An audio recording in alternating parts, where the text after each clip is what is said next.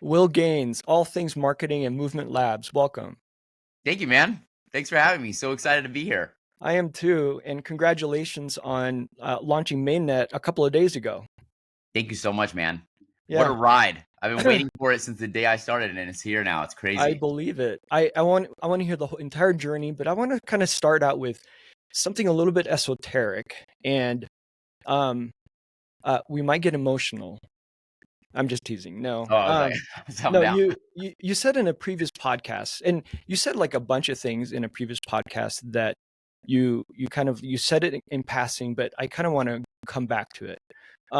You were in a spaces with Rika and Emily, and you'd said something I think is really really insightful that I want to start with because I think it adds color to the conversation. And so you said you describe yourself as a community organizer, especially from Mm. your time in politics. Um, I'd love to hear more about that because I'm fascinated by politics and um, how the grassroots is mobilized. And I have a feeling, I get a sense, especially from like how I've seen you run marketing, you kind of take a similar approach to growing a community and movement. So I'd love to hear how your time in politics as a community organizer kind of colors how you've approached your growth at movement. Yeah, I appreciate that, man. So, I guess there's two ways that I can approach this, and I'll just go at both. So, for one, if you're working on like a campaign or if you're trying to get someone elected, you need to be identifying with people where they're at. So, for example, when I was helping Isaac Bryan's campaign, he was running for Congress, for the like local Congress of California. So, for people who don't know, there's the federal Congress and there's like the assembly, which is the state level Congress. He was running for an assembly seat in California. And I thought he was just one of the most passionate, like driven, motivated humans on earth. And what he spoke to and what he stood for, I felt like the state of California really needed.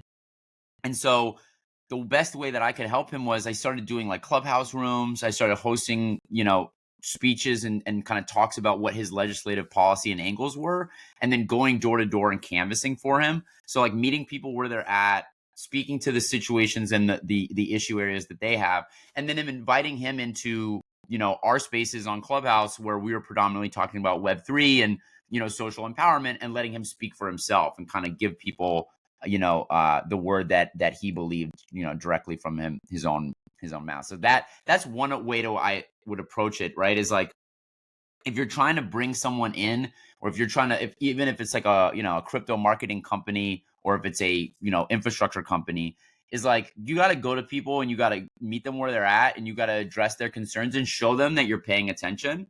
And so that's where I feel like those things really intersect. And then from the other side, like, when it's not campaigning for an office, when you're like working in a government office, a lot of that work is, people, one, coming to you with problems that are very difficult to solve, very high stress, real world stakes involved. People who are getting evicted, people who are struggling to get their green card, people who are struggling to get their social services or a license, or are dealing with, some of the terrible situations that folks deal with in life. And that creative problem solving when people are in crisis, not being brought to crisis yourself, but like, again, meeting them where they're at, putting yourself in their shoes and like doing the best that you can to help them, I think was really helpful for me coming into crypto, because we work in this insanely high octane, constant cycle of work where, there's money on the line, and people are trying to get after it, and they're trying to change their family's lives, and the stakes are high. But at the same time, we want to make sure that everyone is represented. And I think that's the final point that I would touch on that was really helpful for me, at least, is when I was working for Ben Allen, who's a senator out here. I would meet constituents who were the people that we represented, and I did not agree with the way that they viewed the world. Um, and he made it very clear to me, as did other representatives who would meet me and see that I was a fireball. They'd be like, "Will, we work for them. So we might not agree with them. We might not be on the same side of the situation, but at the end of the day, we represent them. They're the taxpayers, they're the constituents, and they're the people who elected us." And that really shifted my mentality, especially with the way that I look at FUD, for example. I look at that as constructive criticism. Like, that's my constituent. That's a potential movement community member who's taking time out of their day to address a concern they have. So I take that stuff very seriously, and I'm very grateful for the time that I spent, working in the government, because I think it informs my marketing. Like, Uh, we are the size of countries essentially when we build these infrastructure protocols. So no, pretty much, especially like in terms of like GDP. I mean, it's tremendous, right? And I love your viewpoint on FUD because um because it's such a unique viewpoint. Most people I think would get annoyed by it, but you view it instead as like as it's criticism that's important and everyone needs to be heard. And I think the community members at Movement see that and they feel that. I think more importantly than seeing it, they feel it. From like the head of marketing, like one of the top guys at Movement, and I think they appreciate that. And it's such a it's unique, and it's so time consuming, and but yet it's so important, right? Barack Obama is, I don't want to get into politics, but as a community organizer, he was amazing, right? I mean, mhm. I lived in Chicago around the same time that he was running for senator at the time. And I remember seeing him on the news, and I found a quote that he said that change won't come from the top, change comes from a mobilized grassroots. And Mm. I mean, he Wow. really like took that to heart, right? From Yep. the very bottom, just block by block, door by door. Yep. And there's, I think, so many things we can learn from that in how we build communities in crypto. No Um, question, man. Just quickly to your point, if you yeah. look at the way that our community grew, right, it's very much along those lines. Like, when you go to people and you give them a framework, or you give them like a tool set where they can then go in and power themselves, it you go so much further. I mean, I think, if personally, had we not taken the approach of let's try to open as many doors for as many people as possible, we probably wouldn't be where we are today. But because we took the approach of let's try to make something where everybody has a seat at the table. And as I'm saying that, if anyone's listening to this and you feel like we fell short of that, please let me know. Um, I just think that's where, our industry can really set itself apart, because there's few industries where you can really include everyone, and I think crypto is one of the few. Yeah. I I'm so pleased to have this conversation because, if we go back to the beginning of Movement Labs, so Movement, it started out with the kind of an insight, right? That, Solidity's not really performing that well. Like, it has a lot of shortfalls. What if we actually like built an ecosystem around like a new language like Move? And it started out quite technical with a really interesting insight. And if we were to go back in time, like one universe could have been like one, if you guys had taken this path, like things would have been so different. If you had taken the highly technical path where it's like you focus on just like the language, the, you know, whatever comes along with that, like the technical side, which is important. But what if you just stayed there, and like you didn't like involve other community members, like what that world would have looked like now? And I think a lot of crypto projects are kind of turning point where they have taken a very overly technical path and it's created a specific type of community that now that it's built, it's kind of hard to get out of. You guys, on the other hand, it started out quite technical, um, with a very specific kind of offering for developers, but then you decided to open it up. It's like, well, why not get everybody involved and everyone can find a place and figure out kind of how they can contribute. And I think that's pretty amazing. Yeah, and I'm very grateful to hear that. And you're touching on something that I'm very passionate about as well, which is like the tribalism and the maximalism that exists in this industry limits us, just like it does, like, when we have systems of oppression that separate us in regular life. Mhm. If we're not building technology that is inclusive and lowers the barrier of access, we cannot achieve levels of mass adoption that we're all striving to achieve. Like, obviously, the tech is incredibly important. I think eventually we'll get to a point where the tech levels out. Everything after that becomes distribution. And I'll use Apple as a great example of this.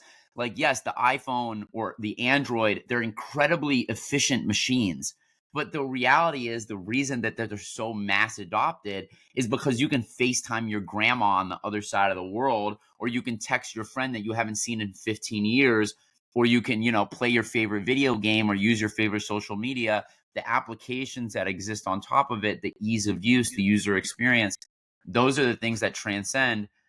If we were just trying to, market these things as, this highly efficient, technological computer tool in your pocket, developers are going to be really excited about that, but you're going to lose an audience. Their eyes are going to glaze over. If we went through the technical specs of the iPhone, like I would get lost in about 15 seconds. So we have that issue right now in crypto where we at the same time, we have to appeal to builders, right? Because we have few and far between. We need more builders, specifically move builders. There are very few of them. We need more. So it's not like I'm going to sit here and say we can't play that game. We have to. But if we don't also appeal to mass audiences, then our industry is going to stay where it's at, and I'm not satisfied with that. Yeah, no, I excuse me. I think you're pointing to like, every project in crypto has kind of various audiences, right? And I think most kind of infrastructure and highly technical teams, they focus on like one specific audience, but kind of alienate a couple of other ones and that are just as important. And when you guys started out at Movement, and you kind of considered your target audiences, I guess what were those conversations like? Because Move is a relatively new language, and so it's not just developers, but it's like developers that have to like learn this new thing and then build stuff with this new thing. So it's like that's a whole different challenge on its own. I guess how did you think about your target audiences as you kind of define kind of the landscape? Yeah, I think, and I've talked about this with my team a lot, right? Like from where I sit, the best job that I can do is to put myself in the shoes of people and try to identify, just like what we were talking about with the government, right? What are their needs? What are their concerns? What is their core values, right? If we're trying to solve people's problems, we have to understand those things. Otherwise, we're going to try to solve problems that they don't even have. So from a builder perspective, I would talk to our DevRel team and our engineering team and be like, well, what are the constraints that builders are facing right now? Whether that's at Sui, whether that's at Aptos, Solidity, Near, at Cosmos, like wherever the builders are, like what is going well? What can we recreate and maybe make more efficient? And then what's going poorly and how can we improve it? So from a builder perspective, that's the way that we really went about it. But then I also have to know as a marketer, like where my strengths lie. And these hands can't code. I've said this for as long as I can remember, and I'm going to continue saying it. I'm an evangelist. I'm an advocate. And to your point, I'm a community grassroots organizer. So my biggest value set is that I can like try to put myself in someone's shoes, but I'm never going to be able to live their experience. And so I have to rely on them. So once you start making content for folks, let them then take the torch and do it for themselves. So our builders speak for themselves. I don't try to put myself in a position where I speak for the builders because very quickly I'd come off like an idiot. What I can speak to is the the inclusivity and the the opening of doors and including everybody, and that I can speak on from an area of expertise because I've lived that my whole life. But I'm very reliant on the subject matter experts to take the torch themselves. And so, as we first got started, we basically just said, look, there's areas that exist in Move. There are users and liquidity issues. So we're going to solve that so that the builders that come will have a sandbox environment that they haven't already had. And then we go out and we help them with those issues. So we help them raise, we help them with their community, we help them with their marketing because that these are the issues that we were hearing. And I'm very proud of the work that we've been able to achieve in kind of creating this flywheel for our builders. And we're just getting started. It's just the beginning. Yeah. And I like that point of view that you take, that it's like on behalf of our builders. Do you ever excuse me. Do you ever envision a time when you'll stop talking about Move or Movement Labs and solely focus on the applications that are built on Move? That is a great question. I think not for the time being because we have such a hurdle in front of us of like onboarding devs. And you just launched Mainnet, so We just launched Mainnet, and I feel like look, Sui and Aptos are in the same boat that we are, right? Like we all need more moved builders. We progress this language by the adoption of which people are using it to build programs and applications themselves. So I'll stop talking about Move when it's the most widely adopted programming language for this industry. That being said, there might be something that comes next, like Move 2 or, Move 17. Like there might be iterations that we're using different names for it. But as it stands, no, I don't think we stop talking about Move for the time being, because it's so important. It solves for a lot of issues that our industry desperately needs, which is safety, speed, security. Like these things are like ease of use, dynamic NFTs. Like there's so much to be done with the Move programming language. I'm going to be evangelizing it for a while. Yeah, and it makes sense. It is such a competitive space, and I'm curious to know how you view competition. There's kind of competition within like kind of like the Move language world, but then outside of that, there's also competition with other layer ones. Hmm. How do you view competition, or is that even an issue as you approach marketing? For the way that I approach it, it's not. I think Vitalik said it best. Like our competition is not each other; it's this centralized systems that we're trying to dismantle and build a new layer to the internet and kind of like a data ownership, self sovereignty world. So that is who I view as competition. Yes, there are other people who might view us that way, but I tunnel vision, man. Like I said, like if somebody's flooding, I read it and I take it to heart. If I think that it's something that we can add to like the prowess of what we're building, then I take it with a grain of salt, and then I bring it to the team and say, hey, we should look at this seriously. If it's coming from a disingenuous, disrespectful place, then I just take it as being part of the game. And if people are competing with us, that means we're doing something right. But from the day that I joined the company, I really stressed that we should be collaborative over competitive, because I wouldn't be living the values that I preach on the timeline if I was competing with people. Like I want to see everybody win. And as it relates to Move, if there were no Aptos or Sui, there would be no movement. So it would be disingenuous for me to compete with them. Like I want to see them win too. And there's plenty to go around, y'all. I think it's like 7% of the world uses crypto. Like even if we 2x those numbers, we all win. Yeah. So yeah, I'm in it to win it with everyone for now. Yeah, we definitely want to grow the pie. And I was talking with someone the other day about I think Electric Capital came out with their developer report, and there's like, I'll probably misquote it, but I think it's like less than 10,000, like 8 to 10,000 developers that are active in crypto. Yeah. That's not a lot. No. And, to double that would be amazing, you know? Yeah. And think about if we split that, we Yeah, double it and everybody gets a little bit, like we all win. yeah, There's a great movie called Paid in Full, and there's a quote, and everybody eats B. Like there's no reason we can't all eat. Um, yeah. that's how I look at it, at least. Well, in some ways, I think having like so I've spent a lot of time in developer marketing, and there's kind of one approach of like, okay, here's kind of the Solidity developers. They're already in Ethereum. They understand like wallets and Web3 and that type of stuff. And then getting them to build on your chain, which is EVM compatible. Like that's kind of like one path. You guys have a different path where it's like you have to learn a new language. And in ways that's like challenging, right? But it Yeah. might be like it might actually be the path that invites non-Web3 developers in. And so in some ways it could be easier even, and grows the pie. Is that one way you guys think of it? Or am I just making stuff up? No, you're not making this stuff up at all. It's actually funny because there's like an internal debate versus how I think we should onboard devs versus how, developers on the team think we should onboard devs, which I love a good, philosophical debate about style. When someone disagrees with me, I really love the approach of let's try both instead of try one or the other.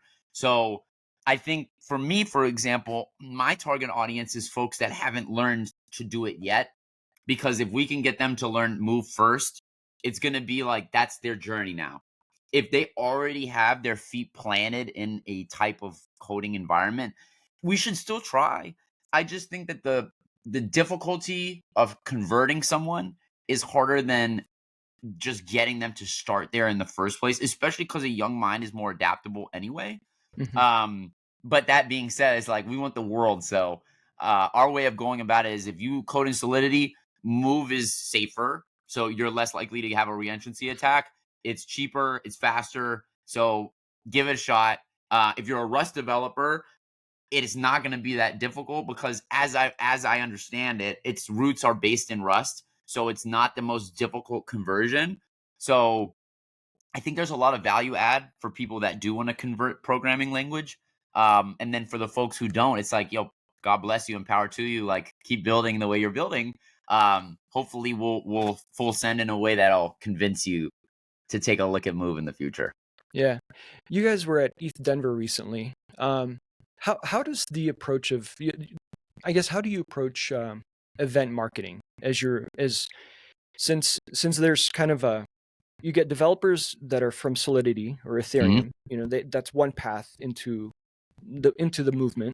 Mhm. And then you've got folks that don't know, that are coming from the Web2 space, and they have to learn Move. But once they learn Move and then they're in the movement, they're like hooked. Right. And so from a top of the funnel perspective, approach event marketing in that way. And then I want to comment on kind of how Solana did it, because I think Yeah, let's do it. you guys I think are could potentially follow that same path. So, as it relates to event marketing, again, I come from an unorthodox background for the role that I have right now. I grew up doing nightlife events in New York. I was throwing shows with, I was an A&R at Sony, so I was throwing shows with musicians I would work with.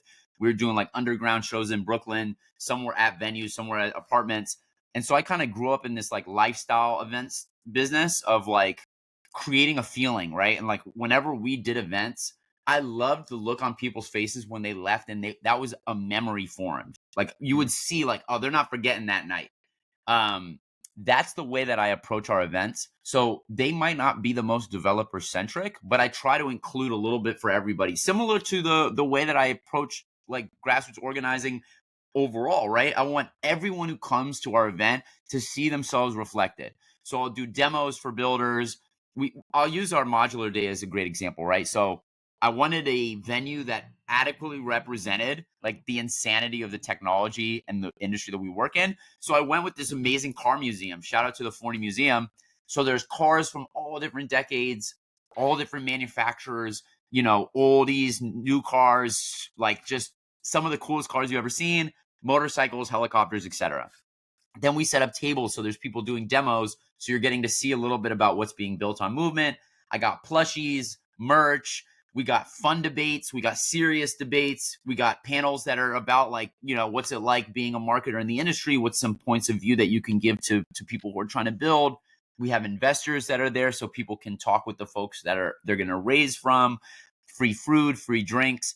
So it's this kind of like experiential event that also has a little bit for everyone there. So they leave walking away from that being like, okay, I might not know what Movement does, but they damn sure know how to put on a party. And then they start learning about us as well. For our developer events, I try to make our hackathons more virtual because I think they're more accessible that way. But I know that we're trying to do more, on the regional side and, involve people on, teaching them about what we're working on and do it in a more like intimate way. But that's how I approach like our major events. Yeah. I love your like multi-dimensional approach, and this idea, like when they leave, like what are they going to remember? It's a lot of folks don't approach event marketing like that anymore, or at least in crypto they don't. At least in crypto, I find myself kind of getting stuck in a rut a little bit of like, okay, here's we're trying to attract developers, here's the funnel here, and it's very kind of becomes like a checklist almost, and having kind of like that missing kind of like that magic moment in like the customer journey, you kind of forget that, or I do anyway. And so I appreciate you bringing that to my attention, because now it's like I can't forget that. You can't forget that. You also can't forget what you're alluding to as well, because I think Yeah. one of my strengths is that I'm focused on a broad audience, but I think one of my weaknesses is that I need to hone in. And there's a gift and a curse to everything, man. I'm sure that there's someone out there that's like, Will, focus. But my brain isn't wired like that.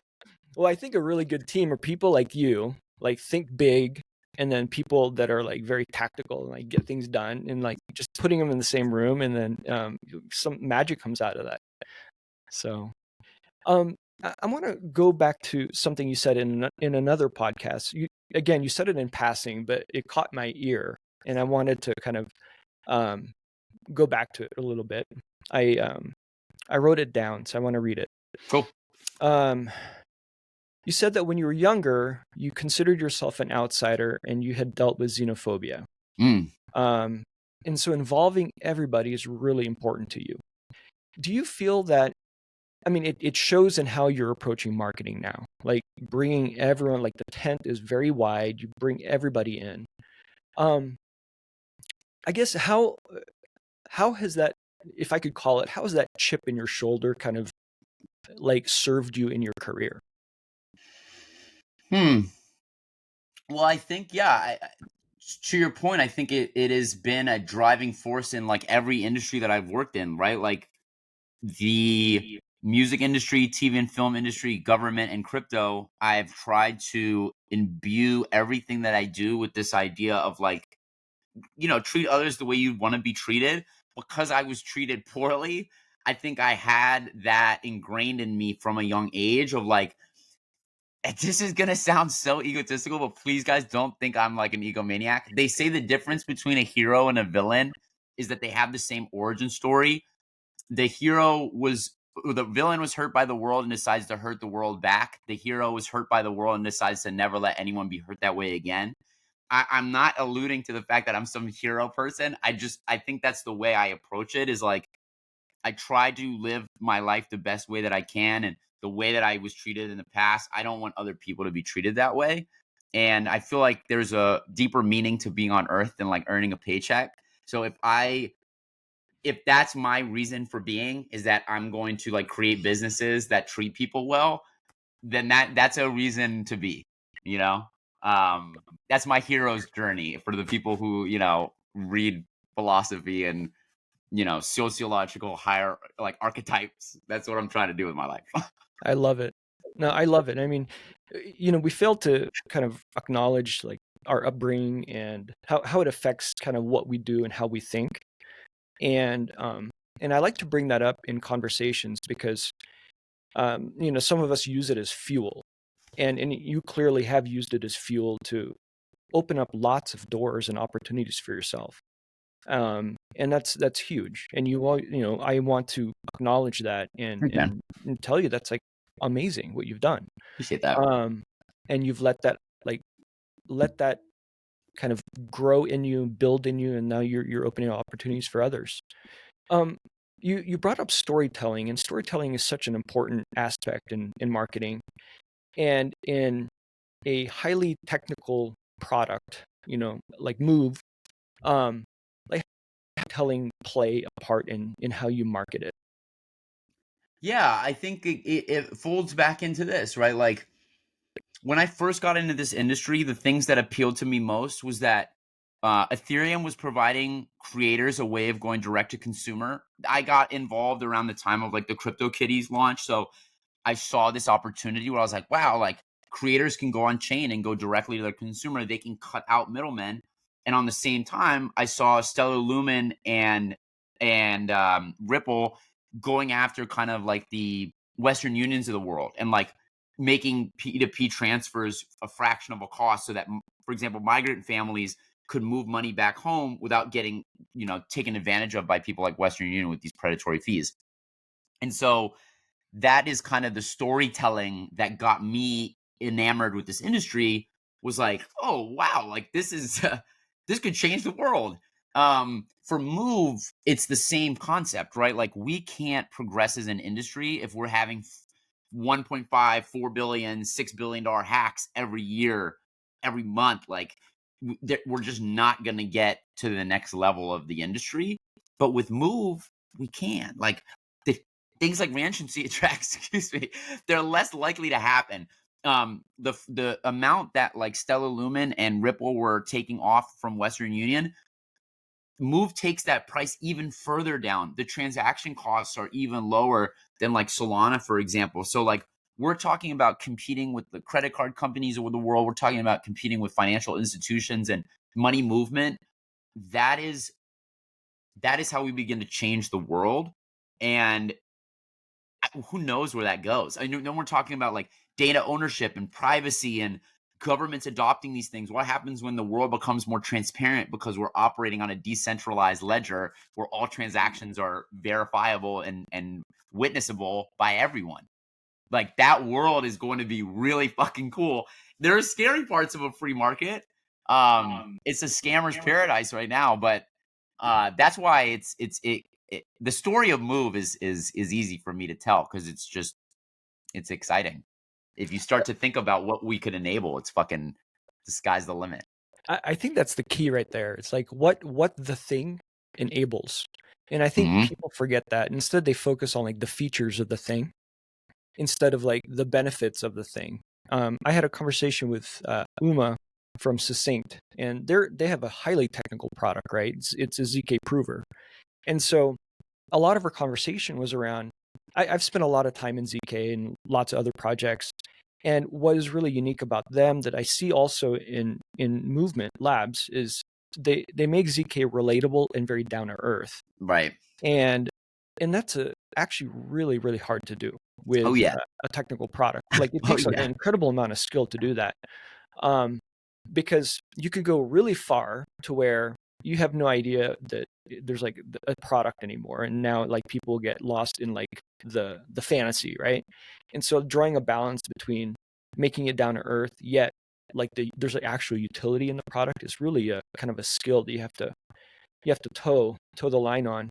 I'm encouraged by the story that you're telling with Move. I led growth at Harmony when Harmony Oh, cool. the Harmony bridge was hacked for over $100 million, and so I kind of have firsthand experience in like hacks are no fun. Um, Dealing with the FBI and having to tell them everything you know about the Lazarus Group, which is nothing, um, because they're so secretive, is like not a good time. Um, and so having like resilient programming languages is not only like a good thing for the industry, but it's just like it could save so much heartache. Mhm. Um, and the number of people that were affected by the hack is incredible. And so that in itself is like a story, right? It's like Mhm. the negative side of the story. It's like here's kind of what can happen if if like the language that your software is built in is not like resilient, Right. and all the lives that are like affected by it. And so it's like that type of storytelling is super important. Well, tell us about Mainnet. You guys have been building for a couple of years, and then finally on March 10th, I believe. Like, how was that? Was that scary, or did you flip on a switch as if like nothing happened? Tell us about that. I definitely think it was a long time coming, and it was definitely terrifying because, like I said, I'm not a technical person. So one of the things that's really hard for me is to like trust other people. It's not something that comes easily to me. That's why I think I overwork myself a lot, because I want to make sure if I can control an outcome, then I'm going to be in the trenches for it.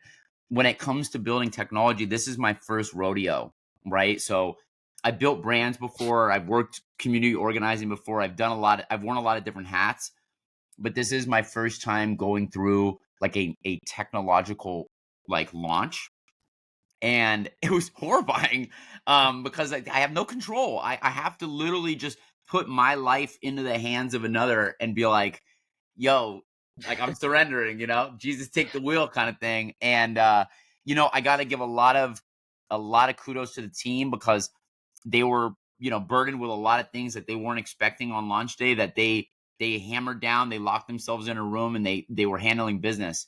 Shout out to Young, kind of, he's coming in the team new to some alpha. He's leading the charge and doing a phenomenal job of it. I'm so inspired by him and the way that he, approaches the team, and communicating with different departments. Just his leadership is inspiring, and just the whole team. Like, I can't help them in this moment. I can't help building the chain, but I can't help and encourage them, and salute their hard work. And seeing Cheyenne in all the chats, he's one of our DevRels, like making sure everyone knew what was going on, keeping them posted on updates and what we were working through, and seeing the ecosystem rally behind them and cheering them on. It's something I'd never experienced, but I don't think anyone likes to feel like they're not in control. And it was a great experience for me to be like, you know what? It doesn't matter. This is what a team is all about. And sometimes I'm going to be leading when we're like, doing some of these creative campaigns. And sometimes I just get to sit back and let them cook.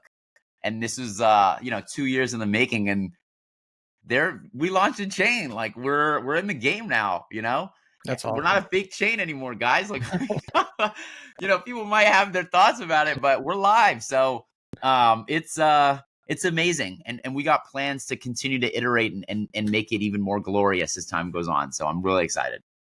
So the on the site right now, there's kind of a ribbon at top talking about the Move Collective. Mm. And then maybe tell us a little bit about that, because that feels like that's been going on for it. That's not a new thing, but it feels like it's kind of now that the chain is, now you've launched Mainnet, it's like, let's get people in the collective. It's kind of the feeling I'm getting, is if I were a developer. Is that true? Yeah, I think so. For people who don't know, it goes back to what we were talking about, solving builder problems. I think fundraising for like new builders, old builders, just anyone who has an idea in life, getting people to give you money to pursue your dream is one of the hardest things on earth. For any creator out there, any artist, you know what I'm talking about. To any developer or founder, you know what I'm talking about. And to people who don't, it is very, very hard. So we want to be able to help, right? Like our co-founder Rushi is like, I call him a VC whisperer. This guy can sell water to a well. And he is, really aligned with this mission of helping builders get their dreams out to the world. We have an amazing head of BD named Ali, who's very, helpful in this. He used to work at Reciprocal, so he's very attuned to like the mandates and what investors are looking for. Obviously we have a strong community support system. A lot of builders, that's a roadblock that they suffer from, is like your community isn't thriving enough. With Movement, like we solve that problem for you. So like if you get through to the Move Collective, like we'll help with your community. But it's essentially just making sure that if someone has a good idea, if they're locked in and if they're ready for the grind and if they're going to put the work in, and we do our due diligence and we feel like they're not capping and they're really here to grind, we're going to do our best to open our network to them and help them get everything they need to succeed. Because if we had that, when we started it, things would be easier. But that's our job, is to make their lives easier. So the Move Collective, it's an accelerator that has a number of offerings for developers and teams. So I'm just reading from the site. So Yeah, please. funding support, mentorship, Yep. coaching sessions, Move Engage. So that's community, collective collaboration, and then your help with marketing and also networking. Yep. As a builder, like all of these things are super valuable, like incredibly valuable. I remember having been part of a number of grant programs. Like one of the very first things is like company formation, like capital allocation, company form, like the accounting, operations, that type of stuff is like time consuming and actually like a lot of work and hard. And builders just want to kind of build their thing and not have to worry about that. And so offerings like this is incredibly valuable to them. And what's unique about this, it's like within the Move ecosystem, and that's pretty unique. I met with I don't know if you're familiar with Coliseum. Oh yeah, that's so Solana version, right? That's right. And so they're like a kind of like very, very top of the funnel hackathons, and they introduce people into the Solana ecosystem with competitions, etc. And then the next step in the funnel is to join their accelerator and then to get funded. I'm envisioning kind of a similar thing within the Move ecosystem, because it's a very unique, separate ecosystem from Ethereum, from Solana, and then with Move, right? And it's like the difference in the language is kind of what sets it apart. And so I wonder if there might be an opportunity for like a Coliseum type enterprise to actually be like a standalone to help all the Move language projects. Just a thought. No, I think we're super aligned on that. Like, I wish I had 24 more hours a day. I don't know if you watch Harry Potter, but Hermione has that watch that can like roll back time and she can like live the day twice. like that is something I would love to just commit myself fully to, is just this like, mentorship and building this ecosystem, giving them every possible resource that we can afford to. I think that is one of the things on our roadmap, is to continuously build out the Move Collective and bring more team, more people, more mentors, more resources, like basically just grow it out. I wish we could do that today, but that is definitely in the roadmap. I mean, look, it's one of the most important things that we can do as an infrastructure provider, right? Is like, how do we succeed without the DApp succeeding? I Yeah. think that's one of the things a lot of chains are going to be faced with. Um, and there's going to be fewer and fewer chains, because the people who don't adapt and focus on these folks, they're going to end up ghost chains, and it's going to end up being a few that succeed. So, Yeah. word to caution to all the infrastructure providers, take care of your people. In terms of like kind of DApp categories, some chains are, most chains are all kind of general purpose, but then they find kind of a niche that Yeah. they do well in. Like Sonic, I think, is DeFi, et cetera, right? Is, apart from the Move language as kind of what sets Movement Labs apart, tell us about, like, are you focused on any specific categories or no? If you were to ask like our haters, we'd be the Zoomer chain. But I don't take that as an insult. I think that's like one of our badges of honor. Like, I What think what does that we're mean? we're here for the misfits. We're here for the youth. We're here for the counted out and the downtrodden. Like, we're the underdog chain. So that's really, I think, our niche, is that like a lot of people in this industry and in all industries discredit the youth, Mm. and discredit the misfits. Like, we get mocked online because our founders are college dropouts and because they're young. And yeah, that there's a radicalness, and there's like a bit of like a, what's the word, like a whirling dervishness to the youth, that sometimes like they're brazen in a way that I feel like as you age and mature, you stop taking as much risk and you stop shooting for the moon as much. But I Mhm. think we really love that energy and that youthful excitement that this new age of crypto founders are bringing in. And if you look across the ecosystem, you'll see a ton of Gen Z, ton of dropout, ton of young, hungry founders. And I think that sets us apart. I don't think it's a specific to any DApp. I think it's just this new wave of crypto user hopefully is going to be, using movement, and there's motion there, and I love it. Yeah. I've always identified as Gen Z. I might be a millennial, but those are my people, man. Let me read a tweet that you sent out in yesterday, March 12th. No, 2 days ago. And then maybe we can end with this, and then Cool. and to get your thoughts. So the community network for artists, activists, entrepreneurs, and devs isn't just a tagline, it's a promise. At Movement Labs, we're building a space where creativity and code collide to make Web3 unstoppable. Join us. So tell us about that. Like, what's behind that invitation? Well, I mean, I think is right there in the writing, right? It's like when I joined the team, and this was almost 2 years ago now. The idea was very rooted in builders, and it still is, and it always will be. But what I said to Cooper and Rushi, which is why I wanted to join, was like they were calling it Movement Labs. And to me, like, what is a better endeavor in life than to be part of a movement? And like, I might be drinking my own Kool-Aid here, like, but like that to me is like a purpose bigger than self. And so, like, if you're an artist, if you're a content creator, if you're a memer, if you're a builder, if you're an on-chain maxi, if you're a degen, if you're a troll, like, let's build this movement together and let it reflect your personal identity in the way that you leverage the movement. So, like, for me, that's going to look like a community, grassroots, all-inclusive, infinite garden. And to someone else, it's not going to look anything like that. But that's the beauty of the movement. If it's all-encompassing, it's going to be a ton of micro movements that are regional based, that are personality based, that are like, authenticity based. And there's going to be parts of this movement I don't agree with, but that's a beautiful thing. And I don't want to agree with everything, because diversity of thought is what wakes me up in the morning. So that's kind of the way I look at it, man. Like, this is a movement for the people, by the people, with the people.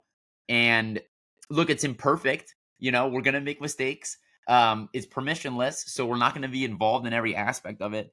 But my spirit is imbued in this project, and that gives me confidence that wherever it does go, it's going to be something really special. So I invite everybody that wants to express themselves on chain, come fuck with us and learn about the movement. Join the Discord, introduce yourself, and if you have criticisms, let us know. But if you have compliments, please let us know too, because we're super receptive to people who are having a good time, just as we are the people who are not. Awesome. Well, that was going to be my last question, but then another one came up. It's sick. So Let's get it's kind of like question slash kind of like an insight. cool. I love, so branding has so much to do with the name, right? And picking like a great name, just so much of a difference. And so move is the language, and Yep. then movement labs. And then now you're talking about movement as like as a kind of as a group of a collective of people kind of moving a certain way and having the same vision. And then now you're calling the Move Collective, which is like the accelerator, and then you've got movement, the guilds. It's Mhm. like you guys picked such a good name. And there's so much like extensions that you could grow with it, and that makes all the difference. It really Oh does. yeah. Like Oh the yeah. name and like the visual identity makes a huge difference in branding. So anyway, that was just a thought. If you have a comment on that, I'd love to hear it. If not, that's okay. No, I think it's the reason beyond the fact that like Coop inspired me in his pursuit of like, first of all, I hadn't heard of the Move programming language before I talked to Coop for the first time. So he sold me. Like we spoke a few times before I, offered to join. And this was like I was the first non-technical hire, so this is like very early stage, right? But like he was talking about the Move programming language so honestly and so passionately that I was like, well, shit, this is everything I've ever wanted to work with. And then it was called movement, so I was like, whoa, wow, okay. The idea that you're coming with is like this physical movement, right? Like interoperability and being for the builders and the ability to move money, move users, move liquidity. That made sense. But like you said, there's so many directions that I can take the word movement in that like appeal to my own personal sensibilities. And so from a brand perspective, like I would say to any marketer out there, if you're working on a project as the head of marketing and you can't relate or identify with the brand that you have, rebrand, because that's going to limit you, right? Like for example, I'll use Nike as an example. Nike on its own is not the most like that's not going to inspire greatness the way that the brand has today, but just do it will. And so that tagline, if you don't have like the name, make sure your tagline is cracked.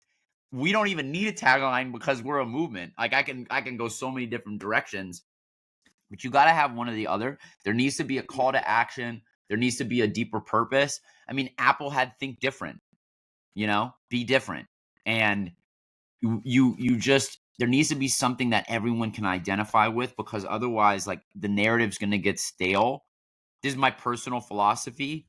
You can only go so far with a weak brand. If you have a strong brand, you can go really far. And I think we kind of showed that through the fact that we were able to launch before we even had tech. Like we launched the token, the tech wasn't out yet, and that was purely off of narrative, brand, feeling, community. And it goes to show that this industry is more than just technology. So for me, it's like, guys, build a great brand, believe in the brand, and also believe in what the fuck you're talking about. If you're LARPing or you don't actually have confidence in what you're saying, the same way, it's gonna go only so far. So be authentic, believe in your brand, believe in yourself, love yourself, and let's have some fun and help the world. Well, on that note, Will, thanks so much for joining the Block by Block show. This was amazing. Because you're back, dude. Thank you for having me. And by the way, follow Block by Block and follow Peter. Thanks, Will. I got your back, man. Thanks for having me.